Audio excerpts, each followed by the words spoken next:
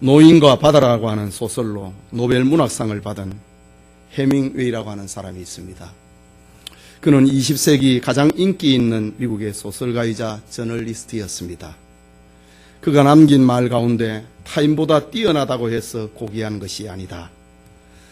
과거의 자신보다 뛰어난 것이야말로 진정 고귀한 것이다. 등의 말로 문장으로 많은 사람들의 인생을 자극해 주었습니다. 해밍웨이는 정말 부귀와 명성을 가졌습니다. 그는 아름다운 여성을 찾아 4번이나 결혼을 했습니다. 그러나 그는 반복적으로 이혼을 하고 61살이 되었을 때 그는 극심한 우울증으로 시달리다가 사냥총으로 자살하고 맙니다. 그의 마지막 일기장에는 이 글을 남겨놓고 죽습니다. 나는 건전지의 약이 다 떨어지고 코드를 꽂으려 해도 꽂을 전원이 없어서 불이 들어오지 않는 라디오처럼 공허하다. 그가 남긴 마지막 말입니다. 여러분, 지금 우리가 살고 있는 이 세상은 해밍웨이처럼 지위와 명예와 권세와 부귀를 가졌음에도 죽음에 이르는 병으로 흔들리는 사람들이 얼마나 많습니까? 아무리 잘 사는 인생처럼 보여도 인생을 조금만 들여다보면 그 안에는 허무와 무의미로 가득 차 있습니다. 여러분, 우리나라의 자살률이 OECD 회원국 가운데 1위라고 하는 것을 아시지요? 통계청이 최근에 발표한 2016년 사망 통계를 보면은 지난해에 자살한 사람의 숫자가 하루에 평균 37명이라고 합니다. 우리나라 말입니다. 하루에 37명이 자살을 한다고 합니다. OECD 회원국의 평균 하루 자살률이 12명입니다. 그런데 우리나라는 무려 3배나 넘게 자살하고 있습니다. 이것은 지금 우리나라 사람들의 인생의 모습을 반영하고 있는 것입니다. 인생의 목적을 잃어버리고 극심한 우울증과 허무 속에 병들어 있다고 하는 증거가 자살률을 통해서 나타나고 있는 것입니다. 그러나 인생의 허무와 우울함만이 있는 것은 아닙니다. 얼마 전에 저는 이런 간증문을 읽었습니다. 50대 후반의 한 남자였습니다. 그는 정년 퇴직을 하고 그 다음에 남은 인생을 어떻게 보낼까? 다른 여러 사람들이 그랬던 것처럼 그도 고민했습니다. 여행을 하며 산을 다니며 낚시를 하며 살 것인가? 아니면 어떤 새로운 일을 시작해 볼까? 온갖 상상과 고민 속에 있었습니다. 그러던 중에 그는 예배 중에 예수님을 체험했습니다. 주님의 사랑을 체험을 하고 복음의 능력을 깨닫고 자기를 향한 하나님의 뜻이 무엇인지를 깨닫게 되었습니다. 그리고 그는 죽어가는 영혼을 살리는 전도하는 것이 얼마나 감격적인 것인가를 알게 되었습니다. 그리고 그는 퇴직한 후에 자기 삶을 정리를 해서 지금까지 태국에 있는 촌불이라고 하는 곳에서 소일을 하면서 복음 전하는 일을 하고 있다고 하는 간증이었습니다. 그는 60대의 새로운 꿈에 사로잡혔습니다. 그 꿈 때문에 이전과는 전혀 다른 희망과 설레이는 인생을 살아가고 있다고 하는 간증이었습니다.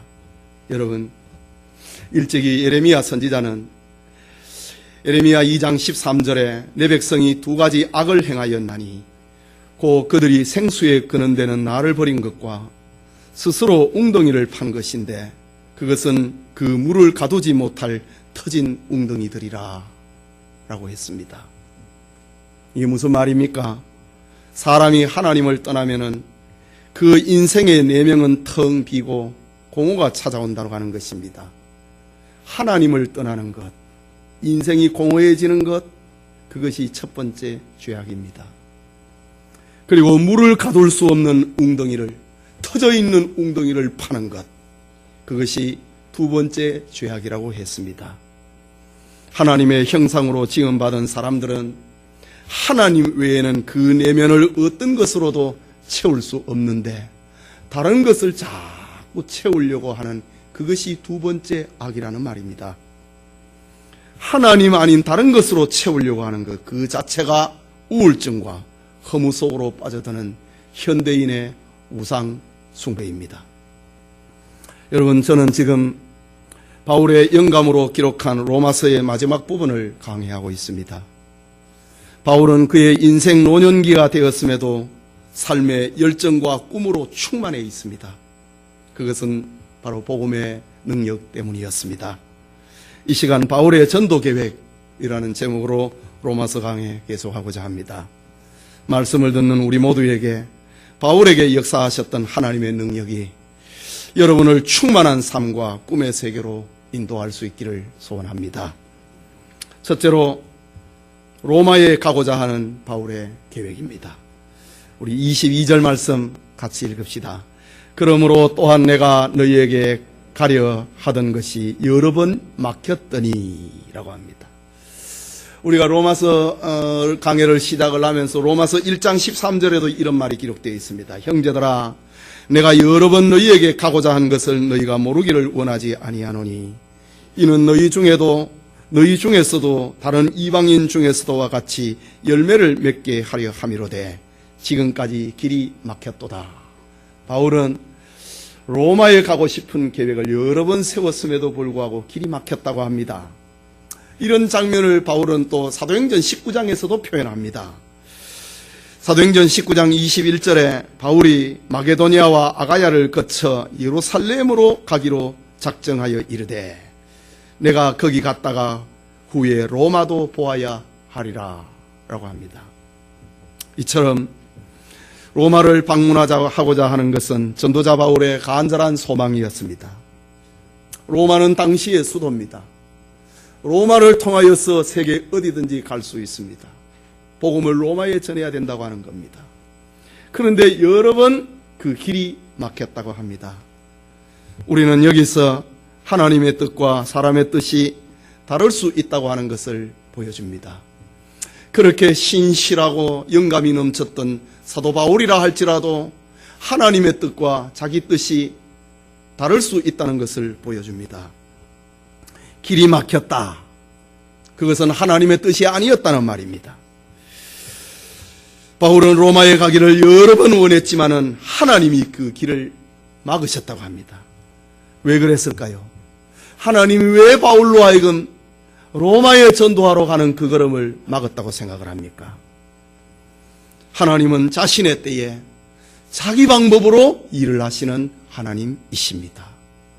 바울이라 할지라도 하나님의 뜻이 아니면은 길을 열지 않으시는 겁니다. 성경을 자세히 보면은 바울은 로마서를 고린도에서 서보냅니다. 지금 고린도에서 이 로마서를 기록하고 있거든요. 그리고 3, 4년이 지나고 난 다음에 바울은 죄수의 몸으로 로마에 갑니다. 이때가 주 62년경입니다. 이렇게 가는 것이 하나님의 뜻이었습니다.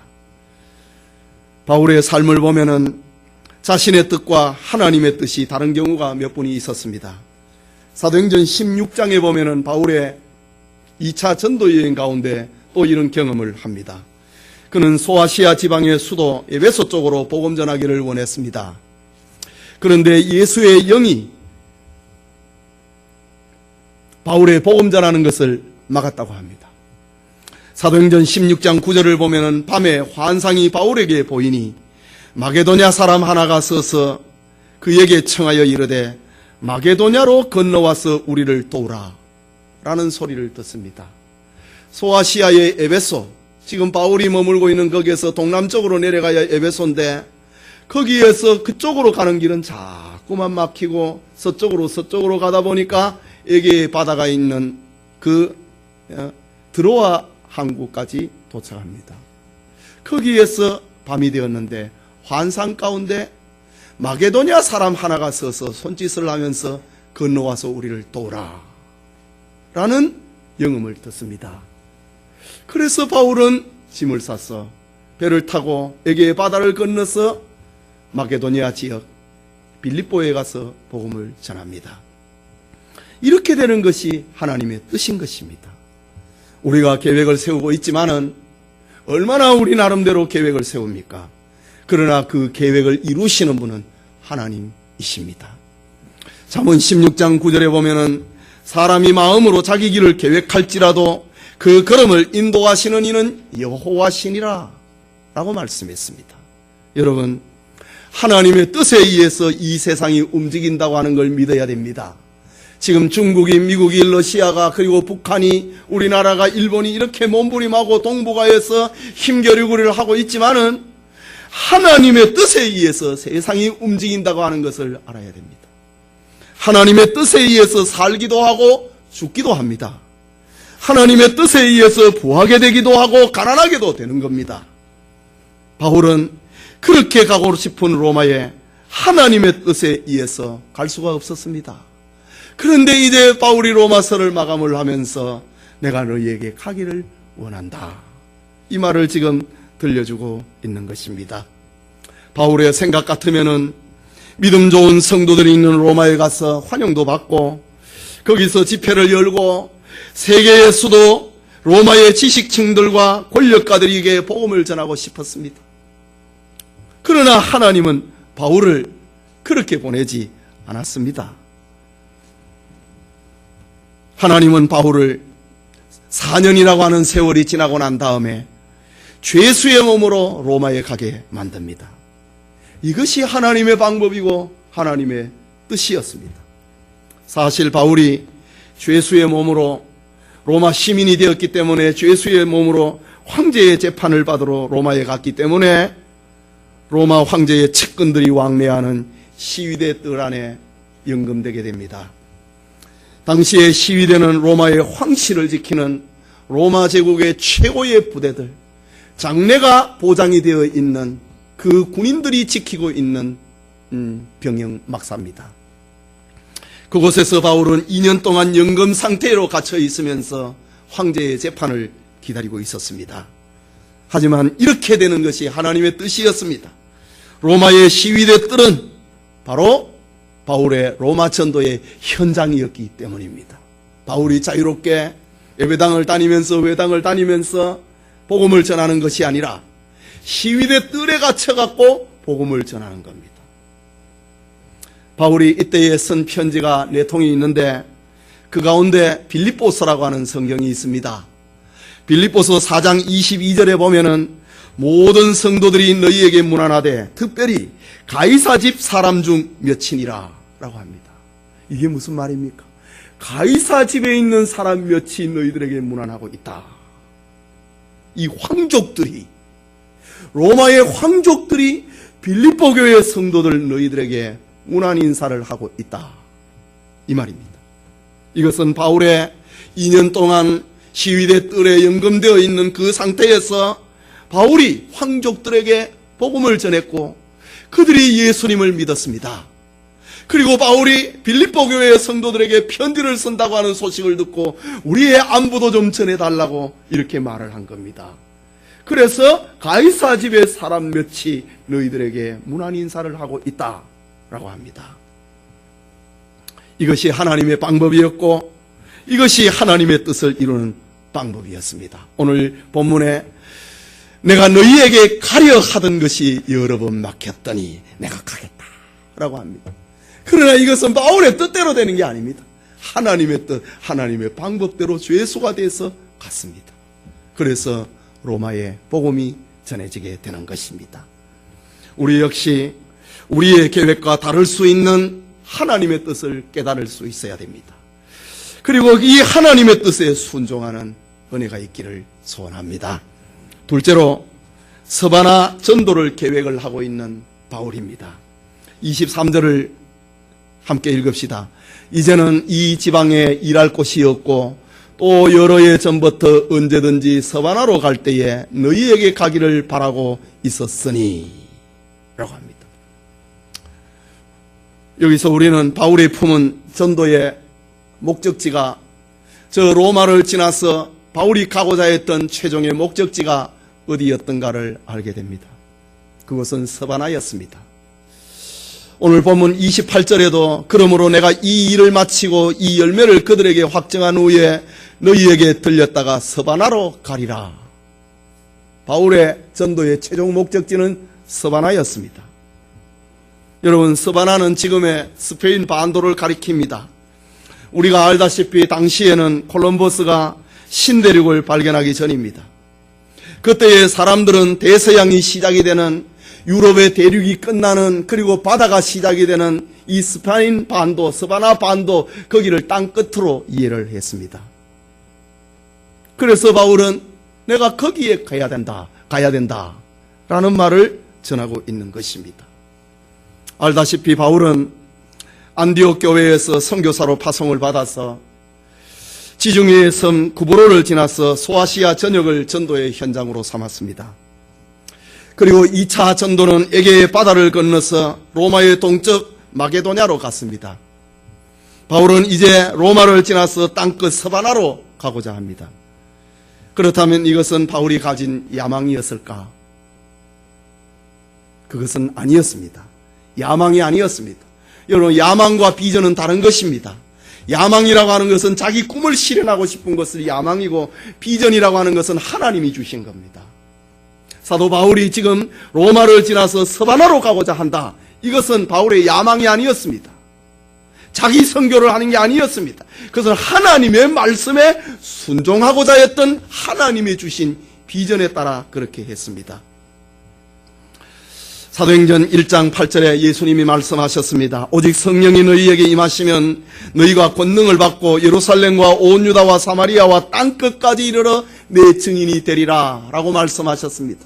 지금 바울은 주님의 이 지상 명령을 수행하고 싶어서 내가 너희에게 들렀다가, 로마로 들렀다가 내가 서바나 땅끝으로 가야 된다, 이 말을 지금 전하고 있는 것입니다. 바울은 이렇게 주님의 전도 명령에 순종하여서 땅끝으로 가고자 했습니다. 그리고 오늘 본문을 다시 보면은 이제는 이 23절이지요. 이제는 이 지방에 일할 곳이 없고. 바울이 지난 30년 동안에 예수님을 만나서 사도로 부름을 받아서 30년 동안에 1, 2, 3차 전도여행을 하는 그 과정에 얼마나 열심히 일을 했으면 이 말을 과연 할 수 있겠습니까? 그 넓은 소아시아와 마게도냐 지역을 다 다니면서 교회를 세웠습니다. 그리고 교회를 세우고 거기에 가는 곳마다 일꾼을 세웠습니다. 바울이 없어도 교회가 운영이 되도록 이렇게 탄탄하게 만들었습니다.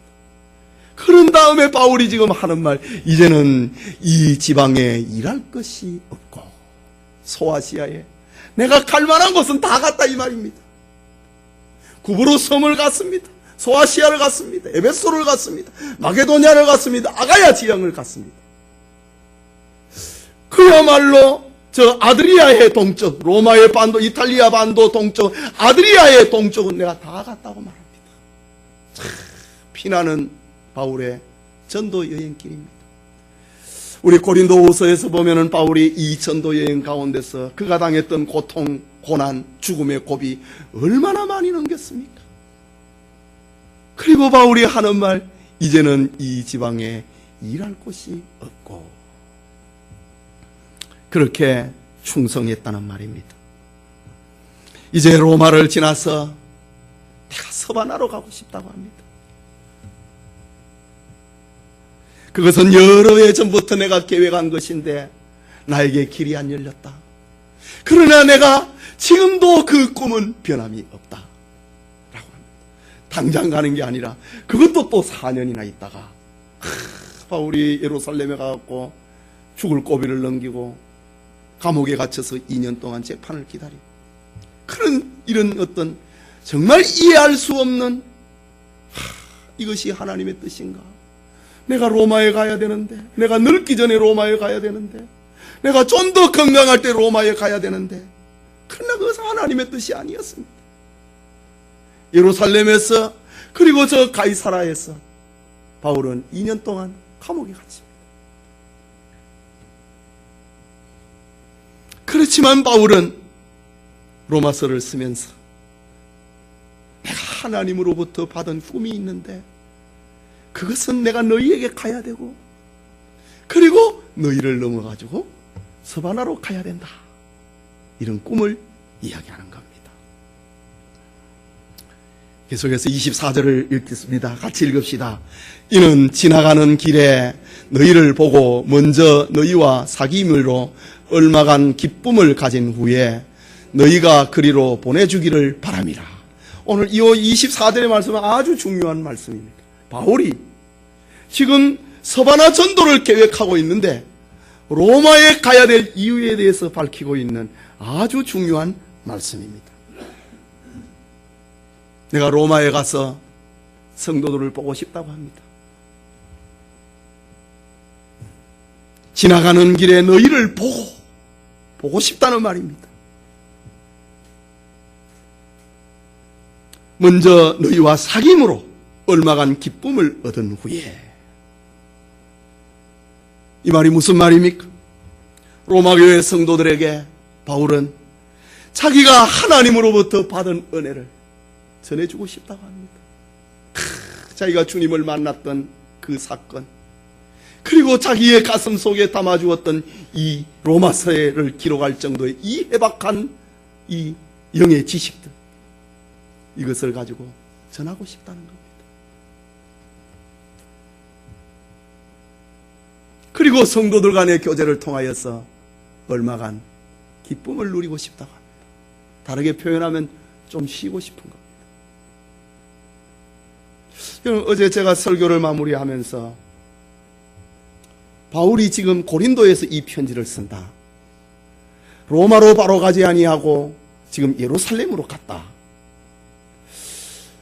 지금 고린도에서 예루살렘까지의 거리는 1300km입니다. 고린도에서 로마로 가는 거리는 1100km입니다. 한 바퀴 삥 둘러서 갑니다. 그리고 로마에서 서바나까지는 또 1300km입니다. 빙 둘러서 갑니다.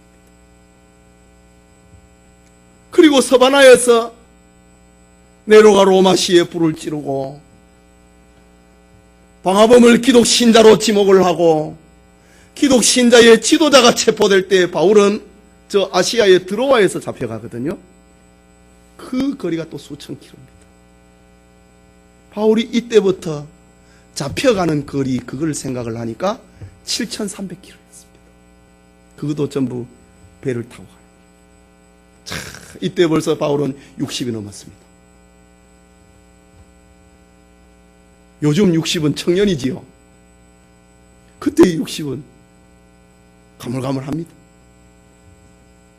이때의 바울이 죽어가면서 이런 복음의 열정을 가지고 있었다. 정말 대단한 사람입니다. 내가 너희에게 가고 싶다. 너희 성도들의 얼굴을 좀 보고 싶다. 그리고 내가 받은 하나님의 은혜를 나에게 담아주신 이 복음을 너희들에게 전함으로 교제하고 싶다. 그리고 너희에게서 조금 기쁨을 누리고 싶다. 쉬고 싶다. 라고 합니다. 그리고 그 다음에 바울은 아주 중요한 말을 합니다. 24절 마지막입니다. 너희가 그리로 보내주기를 바랍니다. 여러분, 이 말이 무슨 말입니까? 바울은 아주 솔직하게 자기 계획을 말합니다. 그것은 자신이 로마 교회를 방문하고자 하는 궁극적인 목적이었습니다. 그것은 내가 너희의 도움을 받아가지고 서바나 전도를 하기를 원한다 라는 말입니다. 그러니까 로마 교회가 너희들이 바울의 서바나 선교를 위한 전도비를 지원하고 너희들의 기도를 내가 필요로 한다. 이 목적을 위해서 내가 간다 라고 말합니다. 여러분, 당시의 로마는 세계를 정복한 나라입니다. 드넓은 로마 제국에서 재물과 보화는 로마로 몰려들고 있었습니다. 로마 교인들 역시 상당한 재력을 가지고 있었습니다. 바울은 로마 교회 성도들에게 로마의 서쪽 전도를 너희들이 후원하면 좋겠다. 선교비를 후원하라고 하는 말입니다. 사실 로마의 동쪽 전도 중에 바울의 1차 전도 여행의 경비는 수리아 안디옥 교회가 담당했습니다. 바울의 2차 전도 여행의 경비는 초기에는 안디옥 교회가 담당하고 후기에는 마게도냐의 빌립보 교회와 데살로니가 교회가 감당합니다. 그리고 고린도 교회가 동참을 했습니다. 그리고 바울의 3차 전도 여행의 경비는 소아시아의 에베소 교회가 담당합니다. 이제 바울은 로마 교회 성도들에게 말을 합니다. 로마의 서쪽 전도는 너희들이 감당해야 된다 라고 말입니다. 하나님의 은혜를 받은 로마 교회다라면 당연히 이 짐을 짊어져야 된다고 하는 말입니다. 말하자면 서바나 전도는 로마 교회의 재정 후원, 로마 교회의 기도 후원, 로마 교회의 인적 후원을 받아서 내가 전도를 계획하고 있다라는 말입니다. 예배드리는 우리 성도님, 바울이 로마 교회에 그랬던 것처럼 우리 역시 복음 전도에 필요한 것을 요청하고 복음 전도에 필요한 것을 공급하는 하나님의 은혜 아래 거하는 성숙한 신자가 되어야 할 것입니다. 마지막으로 지금은 성도를 섬기는 일로 예루살렘으로 가야 된다라는 말을 합니다. 25절의 말씀인데 우리 같이 읽읍시다. 그러나 이제는 내가 성도를 섬기는 일로 예루살렘에 가노니 라고 합니다. 여러분, 원대한 선교 계획을 가지고 있는 바울입니다. 그런데 지금 급한 것은 로마로 가는 것이 아니라 내가 서바나 전도에 대한 내 꿈을 가지고 있는데, 그러나 지금 너희들보다 서바나 전도보다 더 급한 것이 있다. 그것은 내가 예루살렘에 가야 되고 예루살렘에 가서 예루살렘 교회의 성도들을 내가 도와야 된다. 그것입니다. 그렇습니다. 오늘의 우리 역시 세계 선교를 하는 거 귀한 일입니다. 그러나 지금 내 가족, 내 친구, 내 이웃이 지옥의 불에 떨어진다면 가까운 것을 먼저 돌아봐야 됩니다. 사도 바울은 기록했습니다. 디모데전서 5장 8절에 누구든지 자기 친족, 특히 자기 가족을 돌아보지 아니하면 믿음을 배반한 자요 불신자보다 더 악한 자니라 라고 했습니다. 바울은 내가 서바나 전도, 로마 방문도 내 꿈이지만, 그러나 나는 지금 내 동족들이 지금 있는 예루살렘에 가야 된다. 그들을 내가 도와야 된다 라는 말을, 우선순위를 말하고 있는 것입니다. 당시에 예루살렘 교회는 세계교회의 모체교회입니다. 예루살렘 교회는 많은 핍박을 받았고 거기에다 흉년이 겹쳐서 지금 극심한 가난 가운데 빠져 있었습니다. 그래서 바울은 3차 전도 여행 중에 가는 곳마다 예루살렘 교회를 돕자라고 하는 설교를 했습니다. 이때에 바울이 어떻게 각 교회에 헌금을 요청을 했을까? 고린도후서 9장에 당시의 상황을 잘 설명을 해주고 있습니다. 이것은 오늘날 헌금의 원리를 알려주고 있는 소중한 말씀이기도 합니다. 첫째로 헌금은 미리 준비하는 것이라고 했습니다. 고린도후서 9장 5절에 보면은 그러므로 내가 이 형제들로 먼저 너희에게 가서 너희가 전에 약속한 연보를 미리 준비하게 하도록 권하는 것이 필요한 줄 생각하였노니 이렇게 준비하여야 참 연보답고 억지가 아니니라. 헌금 생활의 자세입니다. 미리 준비하는 거다. 그것이 참 연보다 라고 합니다. 둘째로 헌금은 즐거운 마음으로 드리는 것이다. 고린도후서 7장 9절에 각각 그 마음에 정한 대로 할 것이요 인색함으로나 억지로 하지 말지니 하나님은 즐겨내는 자를 사랑하시느니라 라고 했습니다. 헌금은 인색함으로나 억지로 하는 것이 아닙니다. 즐거운 마음으로 하는 것입니다. 그리고 셋째로 헌금에는 하나님의 축복이 있습니다. 고린도후서 9장 6절에 보면은 이것이 곧 적게 심는 자는 적게 거두고 많이 심는 자는 많이 거둔다 함이라. 바울은 이은 자연계의 원리처럼 헌금 역시 심은 대로 거둔다고 하는 축복의 원리를 적용합니다. 그리고 8절에 하나님이 능히 모든 은혜를 너희에게 넘치게 하시나니 이는 너희로 모든 일에 항상 모든 것이 넉넉하여 모든 착한 일을 넘치게 하게 하려 하심이라 라고 합니다. 말하자면 헌금하는 사람에게 하나님이 은혜를 넘치게 하신다. 하나님이 모든 것을 넉넉하게 하신다. 하나님이 모든 착한 일을 넘치도록 하신다라는 겁니다. 바울은 이런 어떤 헌금의 원리를 가지고 3차 전도 여행 중에 예루살렘 교회가 지금 핍박과 가난에 떨어졌다. 우리가 그들을 도와야 된다. 라고 설교를 했습니다. 다시 본문으로 돌아옵니다. 바울은 지금 성도를 섬기는 일로 예루살렘에 간다고 합니다. 바울이 지금 예루살렘에 가가지고 무슨 대접을 받으러 가는 게 아니라 섬기러 간다고 합니다. 바울의 예루살렘 행위는 섬김을 받고 대접을 받는 게 아니라 섬기러 가는 것입니다. 3차 전도 여행 가운데 성도들이 연보한 그 연보를 가지고 성도를 섬기려고 간다고 합니다. 그리고 바울이 가지고 있는 이 메시지를 가지고 성도를 섬기려고 간다고 합니다. 모든 성도는 이렇게 주님으로부터 섬기라고 하는 명령을 받았습니다. 신앙생활은 하나님으로부터 받은 은혜와 재능과 재물을 가지고 남을 섬기는 것입니다. 하나님을 섬기고 교회를 섬기고 주의 종을 섬기고 성도들을 섬기고 이웃을 섬기는 것입니다. 이것이 신앙인의 삶입니다. 섬기는 겁니다. 우리 주님이 세상에 오셔서 이런 섬김의 본을 보여주었습니다. 마가복음 10장 43절과 45절에 너희 중에 누구든지 크고자 하는 자는 너희를 섬기는 자가 되고 너희 중에 누구든지 으뜸이 되고자 하는 자는 모든 사람의 종이 되어야 하리라. 인자에 온 것은 섬김을 받으려 함이 아니라 도리어 섬기려 하고 자기 목숨을 많은 사람의 대속물로 주려 함이라 라고 했습니다. 주님은 제자들에게 섬기라고 했습니다. 너가 가지고 있는 것을 가지고 섬기라고 했습니다. 물질을 가지고 있으면 섬기라고 했습니다.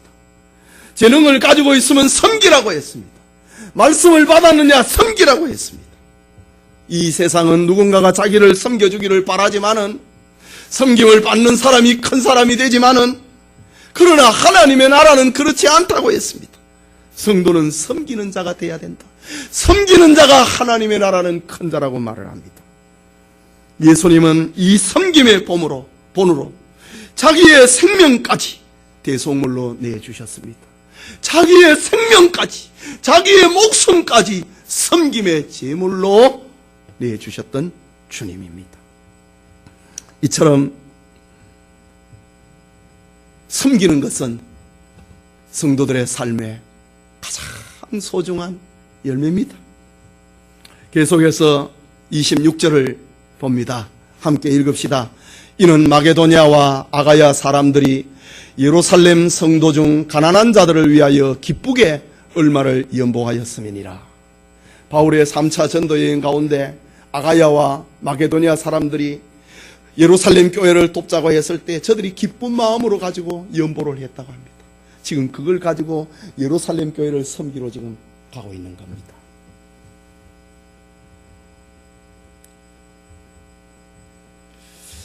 여러분, 마게도냐 교회의 대표적인 교회는 빌립보 교회와 데살로니가 교회입니다. 그리고 오늘 성경에 나오는 아가야 지방의 대표적인 교회는 고린도 교회입니다. 이들은 예루살렘 교회를 돕기 위하여서 그에게 헌금을 실행했습니다. 그렇다면 당시에 마게도냐와 아가야 교회의 성도들의 상황은 어떠했을까? 그들의 경제 수준은 어땠을까? 당시 성도들의 형편은 어땠을까? 그것을 기록을 내놓은 것이 고린도후서 8장 1절과 2절입니다. 형제들아, 하나님께서 마게도냐 교회들에게 주신 은혜를 우리가 너희에게 알리노니 환난의 많은 시련 가운데서 그들의 넘치는 기쁨과 극심한 가난이 그들의 풍성한 연보를 넘치도록 하게 하였느니라 라고 합니다. 당시에 마게도냐 교회의 성도들은 환난의 많은 시련 가운데 있었다고 합니다. 예수 믿는다고 하는 이유 때문에 유대인들의 핍박의 대상이 되었습니다. 그래서 바울이 빌립보의 감옥에 갇히기도 하고 데살로니가에 갔을 때는 3개월 있다가 쫓겨나기도 하고 3주 있다 쫓겨나기도 하고 이랬지 않습니까? 그럼에도 불구하고 그들의 마음속에는 기쁨이 있었다. 환난의 많은 시련 가운데서 그들의 넘치는 기쁨과 극심한 가난이 그들의 풍성한 연보를 넘치도록 하게 하였느니라. 참 인간적으로 볼 때는 이해가 안 되는 말입니다. 풍성한 연보, 넘치는 연보는 돈을 많이 가진 사람이 할 수 있는 거 아닙니까? 그런데 이 신앙의 세계는 그게 아닙니다. 극심한 환난 가운데서 그들은 주님이 주시는 은혜로 기뻐했다. 그리고 극한 가난 가운데서 그들은 풍성한 연보, 그것도 넘치도록 했다 라고 합니다. 이유가 무엇이겠습니까? 그들은 하나님의 은혜를 알았습니다. 그리고 고난이 무엇이고 가난이 어떤 것이라고 하는 것을 그들은 알았습니다. 배고픔이 얼마나 서럽다고 하는 것을 알았기 때문에 우리보다 더 배고파하는 사람, 저 예루살렘 교회를 우리가 돕자 라고 했는데 그들의 연보가 풍성했고 넘치도록 만들어버렸다고 합니다. 그에게 연보를 드렸다는 이 말입니다. 그래서 저들은 자기 희생을 통하여서, 저 마게도냐 교회들은 자기 먹는 것을 줄여가면서 자기 희생을 통해서 예루살렘 교회를 도왔던 것입니다. 지금 바울은 이 성도들의 연보를 들고 지금 가난에 떨어져 있는 예루살렘 교회를 도와주러 가는 겁니다. 섬기러 가는 겁니다. 그래서 로마 교인들에게 내가 너희들에게 가는 것보다 더 급한 게 있다. 내가 지금 예루살렘 교회를 섬겨야 된다. 이 일을 위해서 내가 가고 있다 라고 말합니다. 오늘날에도 그렇습니다. 부자라고 돈이 많이 있다고 많은 헌금을 하는 거 아닙니다. 헌금은 하나님의 은혜를 체험하는 사람이 하는 겁니다. 헌금은 믿음이 있는 사람이 하는 겁니다. 헌금은 하나님이 주신 기쁨이 있는 사람이 풍성한 연보, 넘치는 연보를 드릴 수 있다. 그것을 우리에게 알려줍니다. 우리나라에도 6.25 사변이 일어나고 낙동강 전선으로 선이 꺼지고 수많은 피난민들이 부산에 몰렸을 때에 그때의 연보가 제일 많이 나왔다고 합니다. 극한 환난과 위기 속에 이 전시에 무엇을 먹을까 고민해야 되는 이 시대에 피난민들의 연보가 가장 많이 나왔다고 합니다. 그래서 오래된 부산의 교회는 다 그때 예배당 세운 겁니다.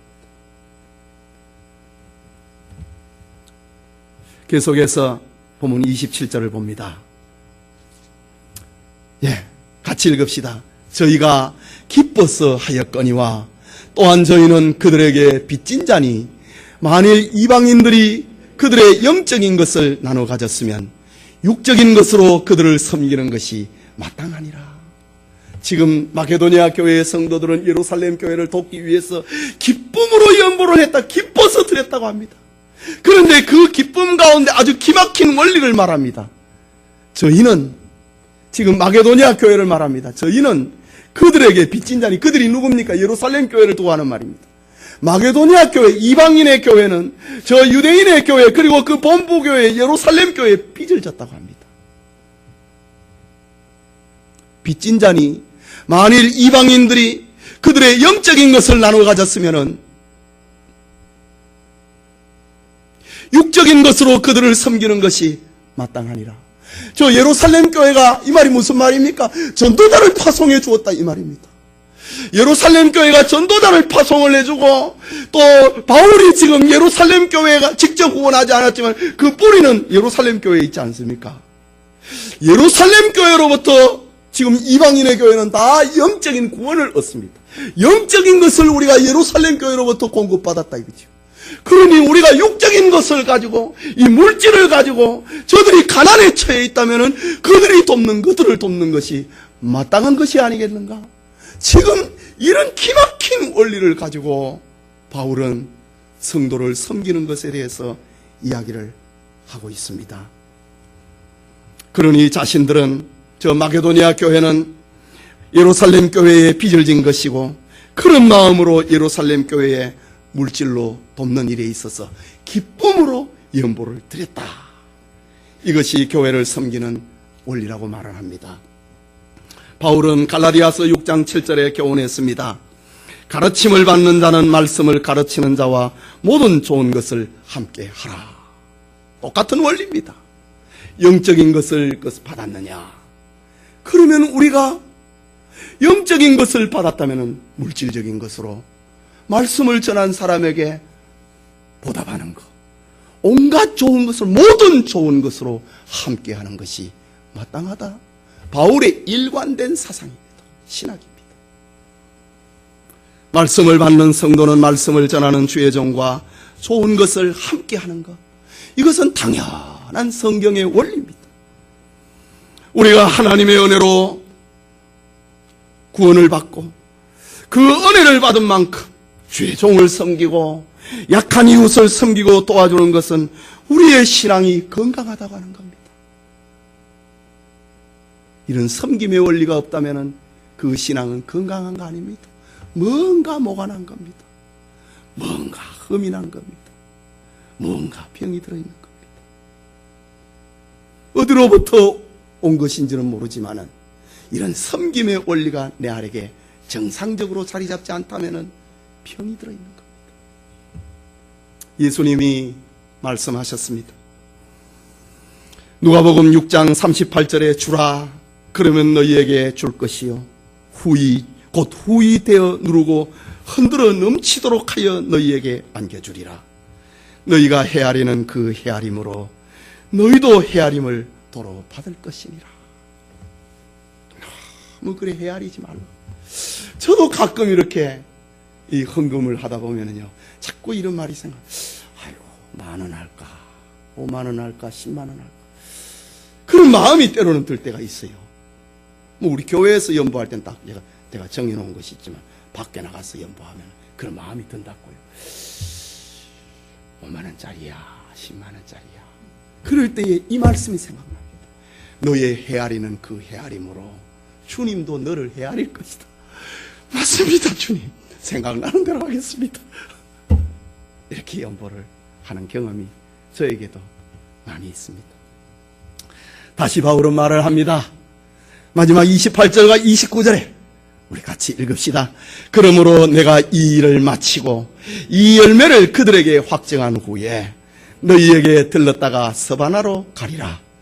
내가 너희에게 나아갈 때에 그리스도의 충만한 복을 가지고 갈 줄을 아노라. 오늘 이 본문의 말씀은요, 오늘 읽은 이 본문은 아주 우리의 교회 생활에 아주 실질적인 내용을 아주 많이 담고 우리에게 들려주고 있습니다. 바울은 자신이 이방인 교회에서 모은 헌금을 가지고 저 마게도니아와 아가야 지방의 성도들이 모은 헌금을 가지고 예루살렘 교회가 지금 가난에 처해 있기 때문에 그걸 도와주러 지금 가는 길입니다. 그런데 지금 뭐라고 합니까 바울은? 28절에 내가 이 일을 마치고 이 열매를 그들에게 확증한 후에 성도들이 지금 극한 가난 가운데 풍성한 연보를 드렸잖아요. 그걸 가지고 예루살렘 교회에 전달하는 것은 내가 복음을 전했던 저 마게도니아와 아가야 지역에 전도를 했던 그 사역의 열매라고 합니다. 여러분, 헌금 생활은 열매입니다. 여러분의 신앙생활의 열매라고 하는 말입니다.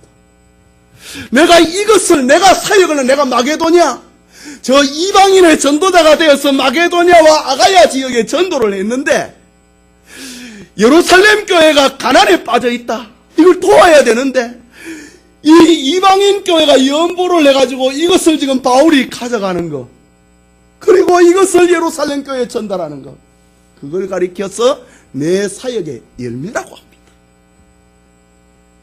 얼마나 아름다운 그런 표현입니까? 이것을 내가 사역을 잘못한 게 아니라고 하는 것을, 그것을 예루살렘 교회에 확인을 시키고 난 다음에 내가 너희에게 가야 되겠다. 지금 이 말을 하고 있는 겁니다. 내가 마게도냐 교회에서, 지역에서 3년 4년 동안 일로 했는데 내 사역이 헛된 것이 아니라고 하는 것을, 너희들의 연보한 열매를 가지고 예루살렘 교회가 왔고 그들을 도움으로 그것을 확인시키고 난 다음에 너희에게 가겠다. 그 다음에 나오는 말도 아주 신비로운 표현입니다. 29절에 내가 너희에게 나아갈 때에 그리스도의 충만한 복을 가지고 갈 줄을 아노라. 아니, 누가 온다 하면 우리 집에 목사님이 신방 온다 하면 부담을 가지는 사람이 있어요. 지금 바울의 로마 교회를 방문하면 아이고 그에게 헌금 내놓으라고 오나 보다. 지금 로마 교회가 그런 생각 그거 가질 필요 없다 이거지. 내가 너희에게 가는 것은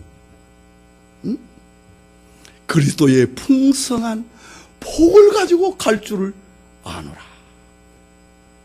바울은 지금 그리스도의 풍성한 복을 싣고 가고 있는 사람입니다.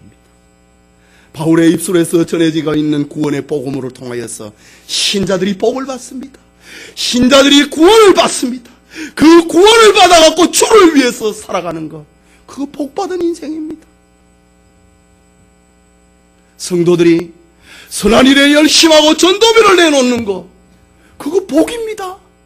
하나님 앞에 가서 받을 상급 아닙니까?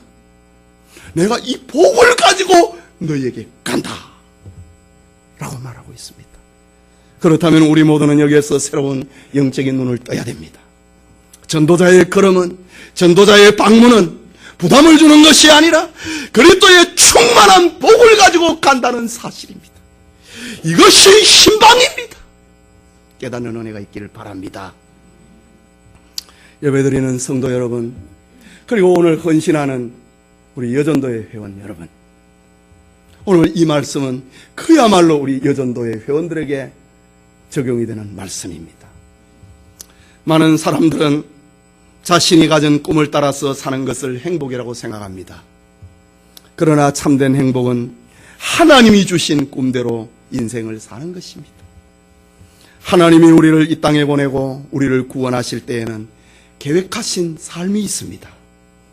우리는 이 하나님의 뜻을 찾고 그 뜻대로 살 때에 인생의 보람과 행복을 누리게 되는 것입니다. 그래서 믿음의 사람 다윗은 시편 37편 23절과 24절에 여호와께서 사람의 걸음을 정하시고 그 길을 기뻐하시나니 저는 넘어지나 아주 엎드러지지 아니하면 여호와께서 손으로 붙드심이로다. 하나님께서 우리의 걸음을 정하시고 그 길을 걸어가는 자 행복해진다, 이 말입니다. 넘어질다 하지라도 하나님이 다시 일으켜 주신다고 합니다. 오늘 우리는 본문에서 사도 바울의 가슴에 담긴 꿈과 비전을 보았습니다. 그는 30대에 예수님을 만나 자신의 꿈을 포기하고 전 인생을 오직 복음을 전하는 일에 헌신했습니다. 지금까지 바울은 3차례에 걸쳐서 소아시아 지방과 마게도니아와 아가야 지방의 복음을 전했습니다. 하지만 그의 꿈은 아직도 끝나지 않았습니다. 지금 60이 넘어가는데도 그의 꿈은 마무리되지 않았습니다. 그는 간절한 소망을 가지고 있습니다. 그것은 로마 방문과 서바나 전도를 계획하고 있는 것입니다. 그는 기쁨과 사명감으로 오늘은 이곳, 내일은 저곳으로 주님의 복음과 함께하는 순례자의 걸음이었습니다. 예배드리는 우리 성도님들이 지금 세상은 인생의 목적을 잃어버리고 우울함과 허무 속에 병들어가고 있습니다. 이때에 지칠 줄 모르는 사명인의 삶을 살았던 바울처럼 우리의 삶에도 목적과 기쁨의 사명을 가지고 하나님의 뜻을 찾고 사명인의 삶을 살아가는 꿈이 있는 우리 모든 성도님들 그리고 여전도의 회원들 되시기를 축원합니다.